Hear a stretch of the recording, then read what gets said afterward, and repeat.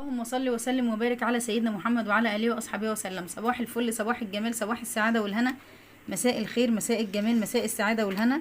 النهارده ان شاء الله القوطه الطماطم المخلله طلبت مني كتير طريقه التخليل بتاعتها، وانا هوريها لكم النهارده هنخللها ازاي.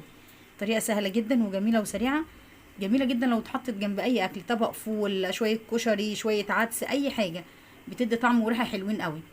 خليكم معايا معلقتين هريسه. بصوا الهريسه دي احنا كنا عاملينها مع بعض في القناه، ادخلوا على القناه وشوفوا بتتعمل ازاي. ومعايا معلقه صغيره كزبره ناشفه، ومعايا معلقه صغيره كمون،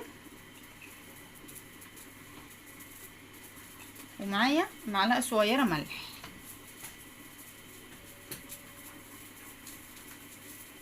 اخلي بالي عشان ما احدقهاش.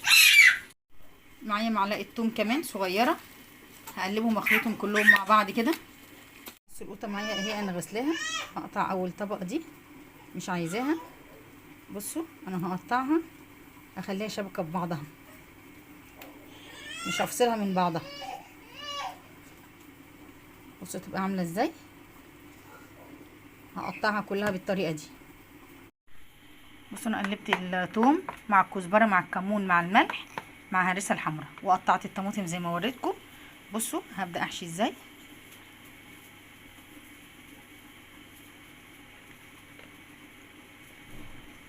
الاكله دي جميله وبتاكل بتاكل بتاكل كتير قوي. انا عصرت على فكره ليمونه، عملت عصير ليمونه، بس انا هسيبها في الطبق ده زي ما هو، لان عصير الليمونه عمل ميه مع الميه اللي نزلت من الهريسه، هيخلي طعمها حلو قوي.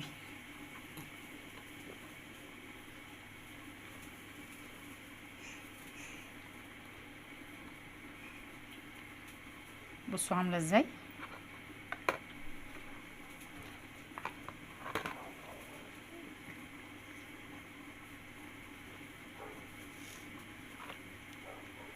طبعا انا مش بكتر الثوم عشان ما يبقاش فيها طعم الثوم كتير وتبقى تقيله.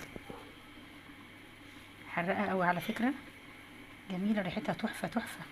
عايزه تحطي عليها سنه خل مفيش مشاكل. بصوا الفلفل سخن ازاي بيطلع دخان. انا كان عندي كام قرن فلفل في التلاجة، رحت سلقتهم حطيتهم في شويه ميه صغيرين وعليهم معلقه ملح صغيره، ورحت سلقتهم وقلت احطهم مع الطماطم. بصوا بقى ده اللي طلع من الهريسه. بصوا عليها ازاي، شايفين؟ بصوا دي من الميه اللي طلعت منها، شايفين ريحتها جميله على الفلفل بقى، طعم تحفه، بألف هنا وشفا.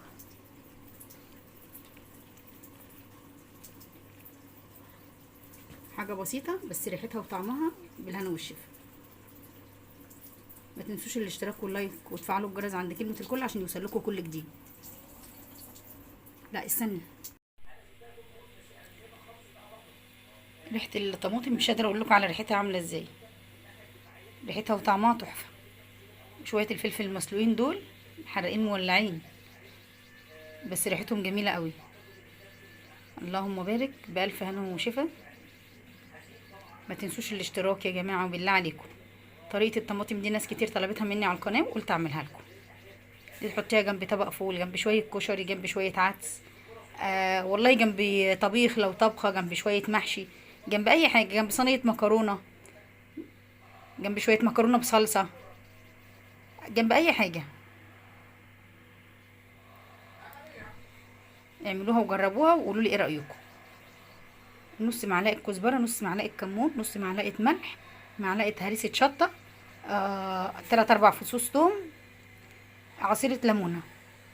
لو ما فيش ليمون وعايزه تحطي خل مفيش مشاكل، بس انا ما بحبش الخل على المخللات بصراحه. جربوها وقولوا لي ايه رايكم، هتعجبكم جدا والله.